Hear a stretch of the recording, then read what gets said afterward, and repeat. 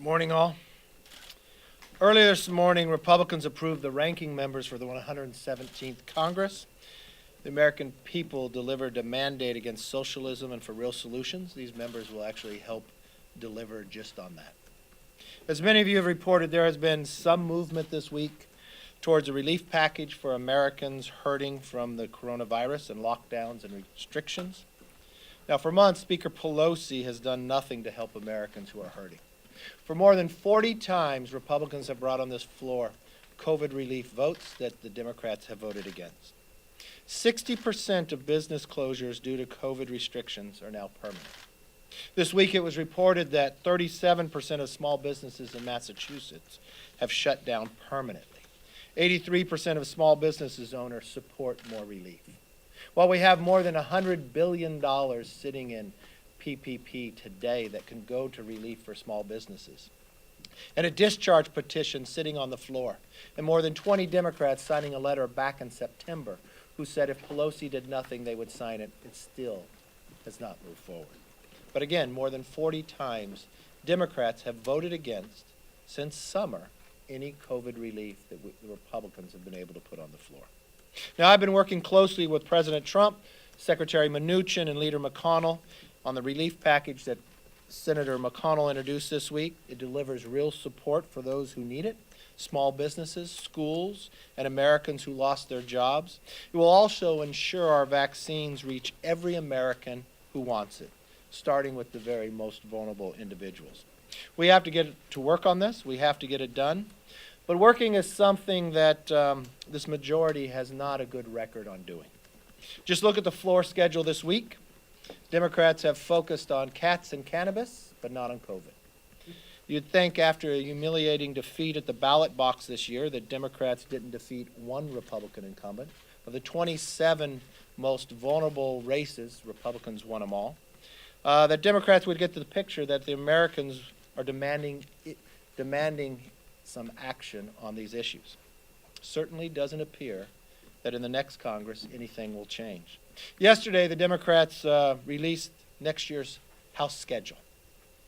The average number of days working in the first session of the past 4 Congresses have been 134 days.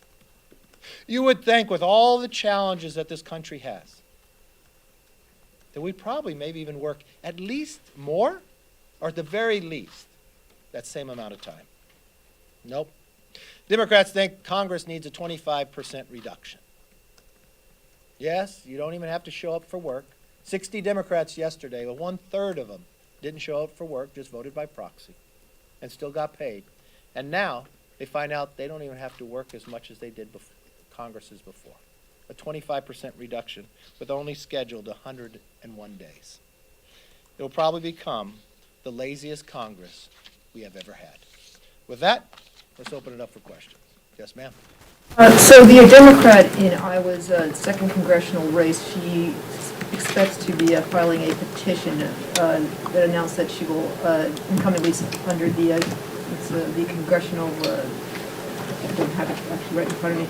She filed with the House administration. It's the wrong place to go. If you have these challenges, you should go to court.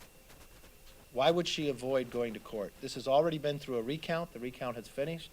The Republican, Mariette Miller Meeks, is the winner, and I expect her to be seated come January. But if the Speaker does take it up, and if the committee does take it up, will we see something similar that we saw in 1985, where... The Bloody Eight of Indiana, where power corrupts absolutely, where they took away the voice of the American public who voted for an individual, and the Democrats sitting in the House decided who won and lost? Let's hope it does not come to that. That should never return itself ever in this country again. Do you take the Attorney General on his word that there was no widespread voter fraud that would have changed the outcome of the election? I'm sorry, when did the Attorney General say that? I haven't seen that. Are Republicans going to be supportive of an NDAA that doesn't include the language that the president like on there on social media? We continue to work on the NDAA. We know that we will get an NDAA done, as we've done for the last 60 years, but we also know that Section 230 of what has happened, what I've stated back in October, it needs to be repealed. These technology companies are not acting in the manner of why 230 was created, to give them protections. If they want to pick and choose what goes on, if we see on a daily basis, they don't need that protection any longer. Yes, sir. Joe Biden says that on his first day in office, he'll use Title IX to give transgender students access to sports, bathrooms, and locker rooms in accordance with their gender identity in all federally funded schools. Do you think that he has the power to unilaterally do that, and do you agree with that? Let's wait until who's sworn in, and we can discuss that. Yes. Relief, I mean, give us a timeline. When do you think it needs to be done? McConnell sounded relatively optimistic this morning. Schumer less so. Do you have I mean, the government runs out of money next week, so just could you share your mind space? December 11th. So you have a date. That's government funding, though. That's not COVID. For too long, Pelosi has used just for a political game, harming the economy, picking individuals to harm simply for the fact that she wanted an outcome to an election. The election is over, so I'm more optimistic now that we can get something done. But unfortunately, more people are hurting. 40 times the Democrats had an opportunity that they voted no on. Working with President Trump, with Mnuchin, and with McConnell, I feel we've got a better opportunity now than at any time. I think those members on the Democratic side who said they would sign a discharge petition, if they would sign that discharge petition, I bet you we'd get a COVID bill that day. And on government funding, do you foresee an omnibus coming together, or do you think it'll be a CR at this point? I can see how we could have an omnibus. I could also see how Democrats can play a game and make it a CR, which is not beneficial to the nation, cost us more in the long run.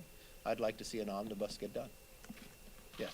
On the $900 billion bipartisan proposal that came out earlier this week, what are your thoughts on that? And is there any concern that if Republicans don't step forward a little bit on this compromise proposal that they might get backlash, that you guys aimed at Democrats for not accepting the problem solvers? Republicans' only goal is to get a bill done.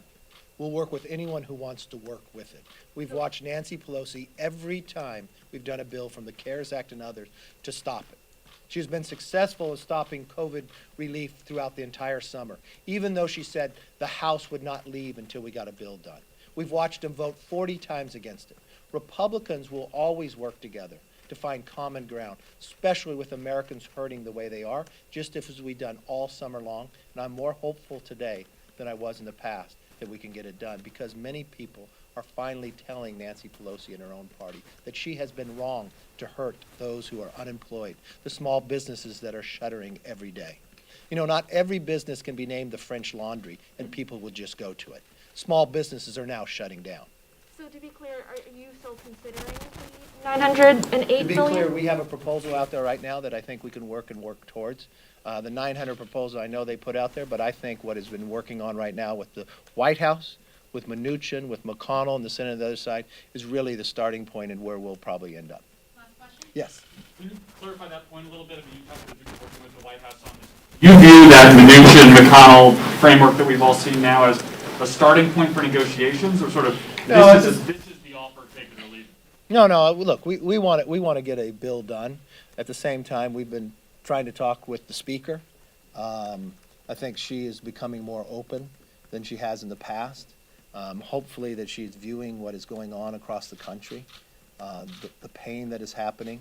You know, the Speaker a number of weeks ago said doing nothing is better than doing something. She's probably the only person in this country that believes that. I hope she's finally changed her belief on that. Doing nothing is not better than doing something. That means nobody gets help. And I think people have been hurt too long. Businesses have been shut down permanently. People have lost their jobs. You can walk anywhere in this country, you can see that. But you can also tell exactly the person that has caused it. The Speaker of this House has denied the ability to help go to the American public simply because she wanted to determine something would happen in an election, to harm President Trump and him getting reelected. Well, what has happened is American people are hurting, and that has got to stop. Thank you all very much. Hope you have